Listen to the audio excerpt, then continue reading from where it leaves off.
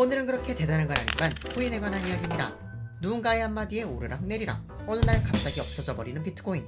이런데 과연 지금 사용되고 있는 돈, 기존 통화들을 앞으로 대신할 수 있을까요? 이렇게 들쑥날쑥하는 비트코인보다도 과거 확실하게 수익률이 1000%를 자랑하던 코인이 90년대에 있었습니다. 말도 안 되는 수익률 때문에 여러 나라가 시끄러웠는데요. 이 코인의 이름은 500원입니다.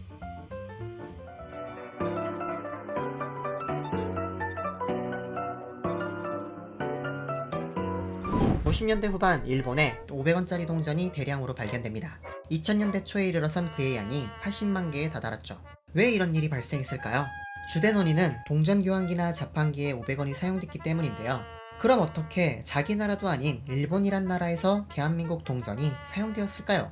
당시 일본에서 발행되던 500원짜리 동전과 우리나라 500원짜리 동전이 무슨 우연인지 생김새나 사용된 재질이며 크기까지 비슷했던 겁니다. 차이점이라곤 우리나라 동전이 조금 더 무거웠다는 정도? 500원에 구멍을 뚫거나 깎아 무게를 줄이면 짜잔! 어머 신기해라! 일본 자판기의 500엔으로 인식되어 버렸던 거예요. 여기서 진짜 문제는 두 동전의 가치가 전혀 같지 않았다는 점에 있었는데요. 한국과 일본의 환율차는 약 10원 대 1엔. 500원짜리 동전을 일본에 가져가 100엔 대신 자판기에 사용하면 500원이 5,000원이 된다는 거죠. 수익률 1000%! 이건 못 참지! 이러한 범죄를 조직적으로 그리고 대대적으로 악용하는 사례들이 점점 늘어나게 되자 일본 경찰은 단속과 수사에 들어가게 됩니다. 사용된 동전이 대한민국 동전에다가 90년대 초에 대한민국에는 이미 이러한 방법이 알게 모르게 알려져 있었기 때문에 당연히 범죄 조직의 일당도 한국인이라고 생각하게 된 거죠. 일본 언론들도 이를 대대적으로 보도하였습니다. 그리고 수사 끝에 체포된 범인은 중국 국적의 일당들이었단 거죠. 아주 유명한 중국인이라 욕한 게 아니라 욕하고 보니까 중국인이었단 거지. 중국인 범죄 조직을 체포하면서 구판불은 껐을지언정 여전히 500원으로 골치를 썩는 일본이었습니다. 동전의 악용 때문에 막대한 피해를 보는 건 일본 경제니까 일본 측에선 한국 동전 때문에 생긴 문제니까 당연히 한국에서 동전을 바꿔야 한다고 주장합니다. 일본의 언론사들은 기술면에서나 국가의 위상면에서 앞서 있는 일본이 동전도 먼저 만들었을 거라는 사실 확인도 없이 연신 보도를 때리며 모든 책임을 한국으로 떠넘깁니다. 그런데 대한민국의 500원 발행은 1981년 1월 8일, 일본의 500엔 발행은 1981년 6월 30일. 말이 안 되는 거잖아. 그럼 네가 이빨 깐 건 말이 되고? 한국에서 먼저 만들었네? 일본 언론에서 연신 신나게 불 지르고 보니까 우리 집이었던 거지. 도대체 어떤 식으로 보도를 하면 현지에 와서도 일본 구구에겐 대한민국이 다 꾸민 일이 되나요? 그래서 매번 말도 안 되는 주장을 할 때마다 꼭 나오는 레파토리 중 하나가 되었다니까? 게다가 이런 부류의 유언비어엔 꼭 살이 붙기 마련인데 소문은 즉슨 일본이 기껏 제조기술이며 제조기기까지 제공해줬더니 한국에서 의도적으로 모방, 뺏겼다는 은혜를 원수로 갚았다는 식의 이야기로 일본에선 아주 유명하더라고요. 실제로 그랬으면 과연 일본 정부가 가만히 있었을까요? 그래서 한국 주폐국에 문의해보았습니다. 준비됐어?